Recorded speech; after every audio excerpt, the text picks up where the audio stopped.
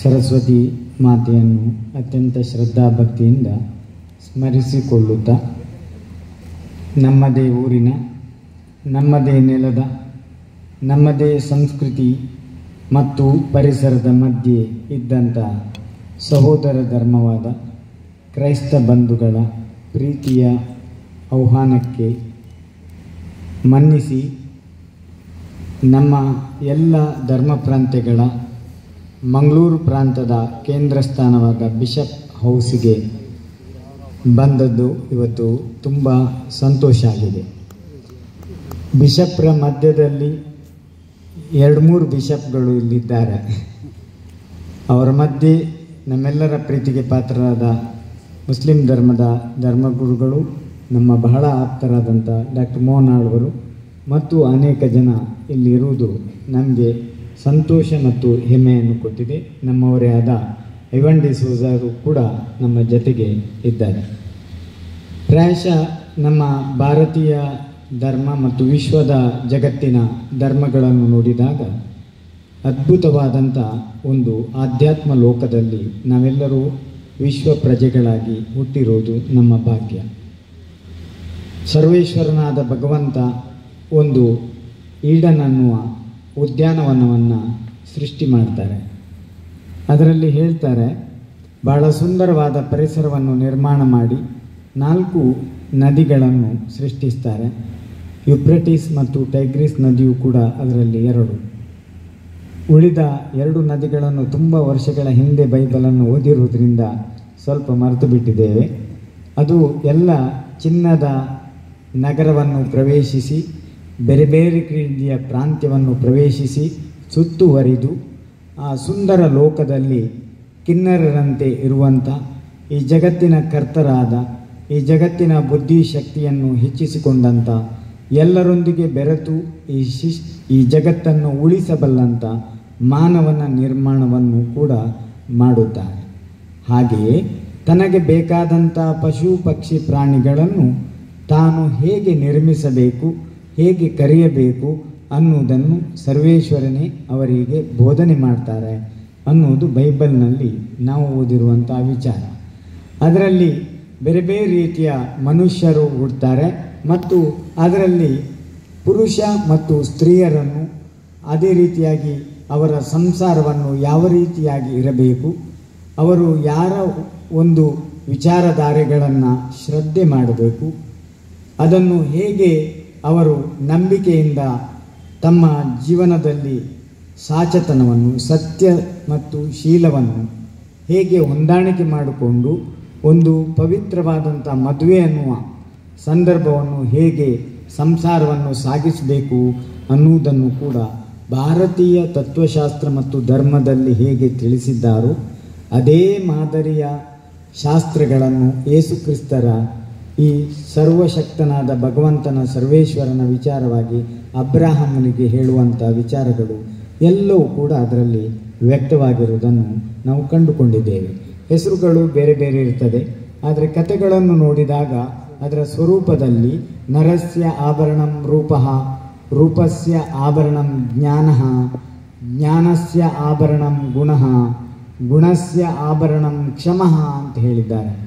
ನಮ್ಮ ಕ್ಷಮೆಗೆ ಬಹಳ ಒತ್ತು ಕೊಟ್ಟಂಥ ಧರ್ಮ ಇದ್ದರೆ ಭಾರತೀಯ ಧರ್ಮಗಳು.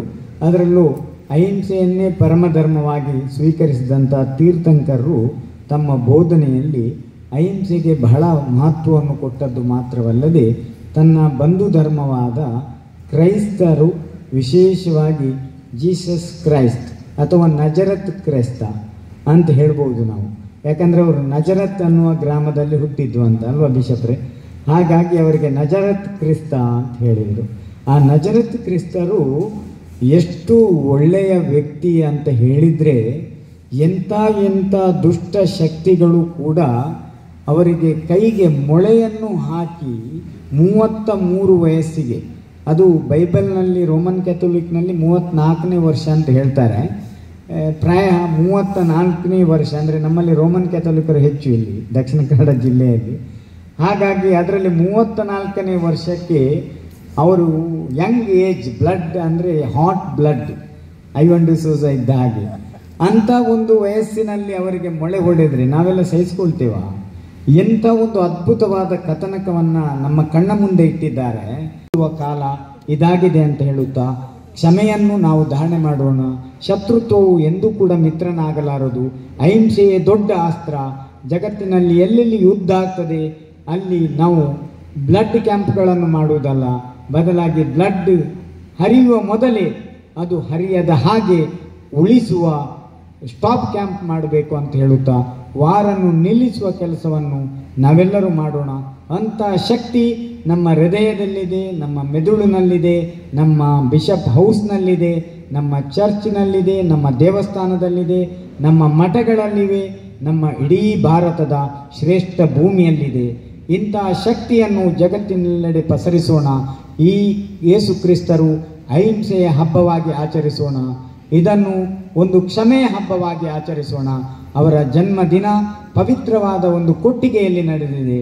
ಅದು ಒಂದು ಪಶು, ಪಕ್ಷಿ, ಪ್ರಾಣಿ ಮತ್ತು ಕ್ರಿಸ್ಮಸ್ ಟ್ರೀ ಅಂದರೆ ಪ್ರಕೃತಿಯ ಒಂದಿಗೆ ಅವರ ಹಬ್ಬವನ್ನು ಆಚರಿಸಬೇಕು ಅನ್ನುವ ಒಂದು ಸೂಚ್ಯವಾಗಿದೆ. ಹಾಗಾಗಿ ಕೇವಲ ಒಂದು ಒಣ ಪ್ರದೇಶಗಳಲ್ಲಿ ಅವರ ಜನ್ಮ ಆಗಿಲ್ಲ.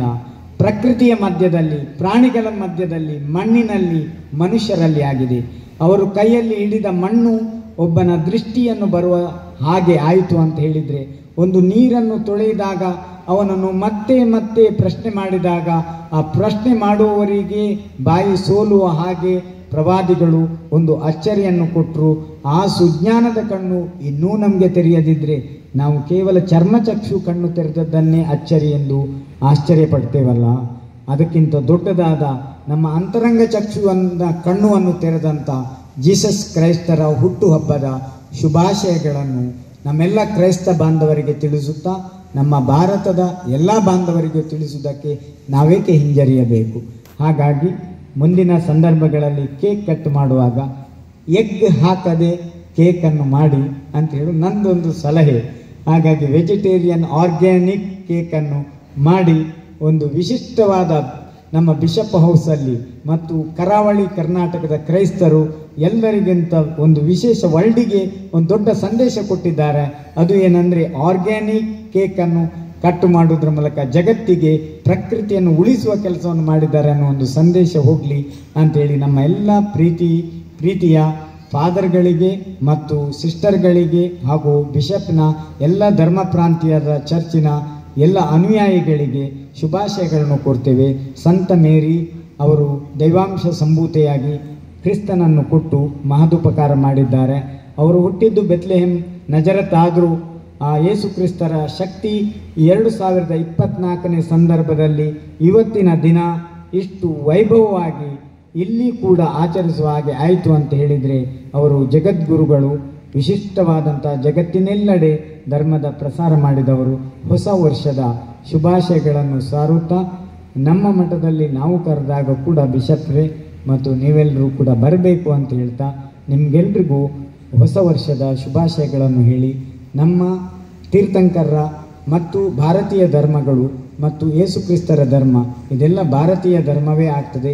ಯಾಕಂದರೆ ಭಾರತದಲ್ಲಿರುವ ಎಲ್ಲ ಧರ್ಮಗಳು ಒಂದು. ಹಾಗಾಗಿ ನಮ್ಮ ಶತ್ರುಗಳು ಯಾರಂದರೆ ಅಜ್ಞಾನಿಗಳು.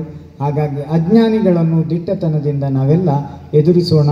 ಸರ್ವಧರ್ಮ ಸಮನ್ವಯತೆಯ ಶಕ್ತಿಯನ್ನು ಮತ್ತಷ್ಟು ಹೆಚ್ಚಿಸೋಣ ಎನ್ನುವ ಮಾತುಗಳನ್ನು ಹೇಳ್ತಾ ನಮ್ಮೆರಡು ಮಾತುಗಳಿಗೆ ಶಾಂತಿಯನ್ನು ಕೋರ್ತೇವೆ. ಓಂ ಶಾಂತಿ ಶಾಂತಿ ಶಾಂತಿ.